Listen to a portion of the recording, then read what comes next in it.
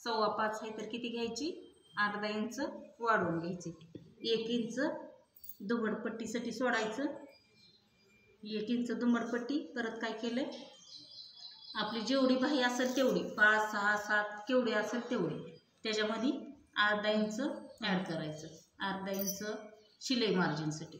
परत काय करायचं, मुंडा घेर जे आहे जे आपलं दंड घेर टाकायचा. नंतर दंड घेर आपला जेवढा असेल तेवढा.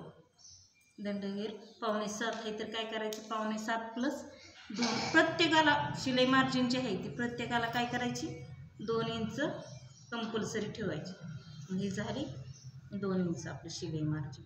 आता इथून काय केलं, की माप किती झाले आपले, 2 झाले. एक बाही लांबीचं झालं, दुसरं दंड घेरचं झालं.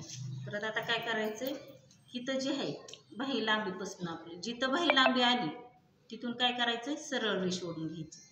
म्हणजे आपल्याला आकार टाकायला काय जाते, सोपं जातं.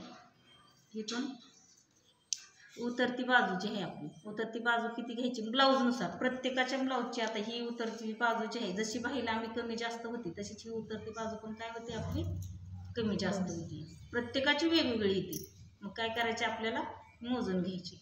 आता किती, कुणाची 2 येईल, 2.5 येईल, 3 येईल, 3.5 येईल, जेवढी असेल तेवढी प्रत्येकाची. पण प्रत्येकाची मोजून घ्यायची. ह्याच्यामध्ये जेवढी येते तेवढ्याला काय करायचं, अर्धा इंच वाढवून घ्यायची. पहिल्यांदा प्रत्येकाची कुणाची का असेल अर्धा इंच वाढवून घ्यायची. का घ्यायची, तर आपल्याला ही शिलाई मार्जिन अर्धा इंच जाते. इथं शिलाई मार्जिन अर्धा इंच, त्यासाठी ही वाढवून घ्यायची इथं. मग आता काय करायचं आपल्याला, आता मुंडा घेरचं माप. मुंडा घेरचं माप कसं घ्यायचं, ही ब्लाऊज असं टाकलं, ही गोल मोजून घ्यायचा आकार जे आहे का आपला. कधी पण घेताना बाहीचं असं माप घ्यायचं. त्यावेळेस ज्यावेळेस आपण असं माप घेतात ना मुंडा मोजून, त्यावेळेस बाही आपली कधी चुकत नाही. ही मुंडा घेर जर व्यवस्थित आलं का कमी पण पडत नाही.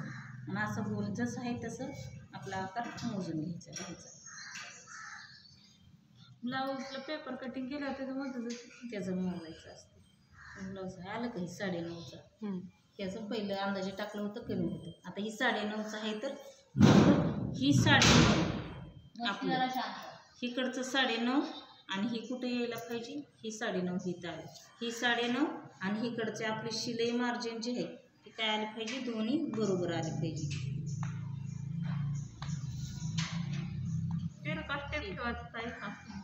ही मग एवढं ही झाली आपली बाहीचं. आता एवढं झालं, उतरती बाजू झाली. आता इथून काय करायचंय, उतरती बाजू आपली जिथं येते तिथून काय करायचं, आपण शिलाई मार्जिन किती ठेवली आहे, 2 इंच ठेवली. 2 इंच ठेवले तर काय करायचं, सरळ आपल्याला 2 इंच वर घ्यायचे. 2 इंच वर घेऊन काय करायचं, ही आकार देऊन घ्यायचं बाहेरचा.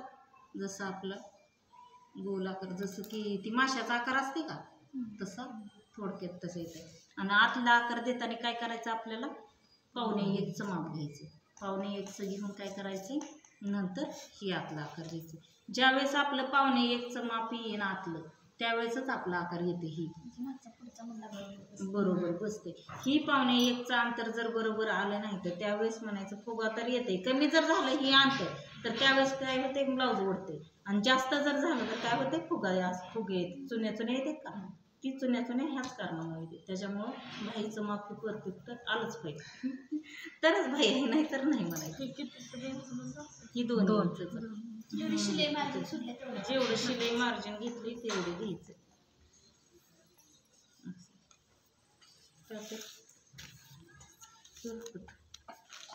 आता कट करताना कसं करायचे. आणि कधी पण पेपर एक राहिले, मेन म्हणजे पेपर जे आहे आपला समोरची बंद बाजू जी आहे का समोर पाहिजे, आपल्या समोर यायला पाहिजे पुढं. तेव्हा ही नाहीतर ही काय होईल, ही असं जर आपण पेपर घेतला का बंद बाजू आपल्याकडे जर घेतली तर काय होईल, 2 तुकडे होते तुम्ही बाहीचे.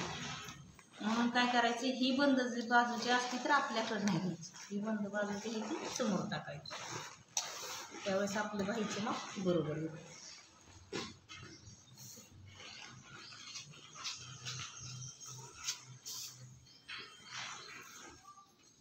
आता हे आकार आपल्याला ज्यावेळेस आपल्याला द्यायला जरी नाही का आला आकार तरी पण काय करायचे, कट करता वेळेस व्यवस्थित आला पाहिजे. ती प्रॅक्टिस झाल्यानंतरच येईल, असं तर काही येत नाही. ज्यावेळेस आपण प्रॅक्टिस करतो सारखं त्यावेळेस आपल्या बाहीचा आकार आपल्याला व्यवस्थित येते. जशी की ही काय पाकळी असते का फुलाची, तसं ही असा निघली पाहिजे. ती समोरून कितीपर्यंत द्यायचा आहे? कुठला ही हिथून वरून जे आहे का ही 2 ते 2.5 इंच पर्यंत राहिलं तरी चालते. मग शक्यतो 2 इंच पर्यंत, 2 पावणे 2 इंच, ही पण 2 इंच आणि हिथलं पण 2 ते 2.5 जास्त. म्हणजे आता ही पण छाती घेरनुसार माप बदलते तो प्रत्येकाची. मग भाईनुसार जसं छाती घेर, आता ह्याचं छाती घेर किती आहे, ह्याची भाई लांबी किती आहे, ह्याच्यानुसार ही माप बदलते तर छाती घेरनुसार. समोरच्या बाजूला 2, 2.25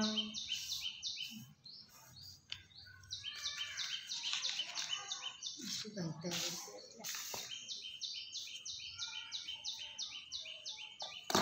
कुणाला लक्षात